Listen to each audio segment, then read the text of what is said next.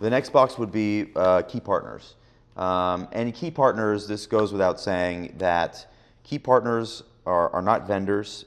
You shouldn't think of key partners ever as vendors. Key partners are other companies, other organizations that you can work with that you probably have to pay to, but could produce something for you that would be fundamentally too expensive for you to produce on your own, or would get in the way of some of that scalability, right? So they have a specialty that maybe you could really, really use to create something totally different and new. And you should, the dial you turn in that one, the knob you turn on in that box would be work with more, right? Work with more partners. Find key partners that you could actually leverage to scale some of what you have and turn something unique on. And yeah, of course you're paying them. But the more you do that, the better chance you'll have of creating even better, bigger value propositions without spending all of your time and resources building a new assembly line for coffee machines or whatever it might be. Do you have an example for two companies that do work together really well? Yeah, I think I think one of my favorite examples is Nespresso. This is mentioned all the time. I think it's a classic one.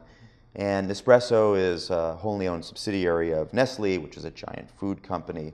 But Nespresso, of course, makes the little pods, right, that you stick in a machine and you make great Nespresso over and over again for home and office.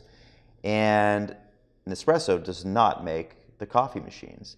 And that is because Nespresso, again, by definition, is a food company. They're a coffee company. They have nothing and want nothing to do with appliances except that they want to be able to stick pods in an appliance. On the other side, you've got Krups and DeLonghi and all these other coffee companies that perhaps partner with Nespresso.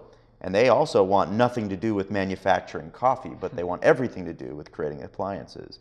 And that's a great partnership. And the more they leverage each other, the more you get this benefit from one another. They can also do co-branding now, right? And they can go out there and market this very unique product that's called Nespresso in markets in their own unique ways, but get sort of extra value for doing that. And so that's a big one.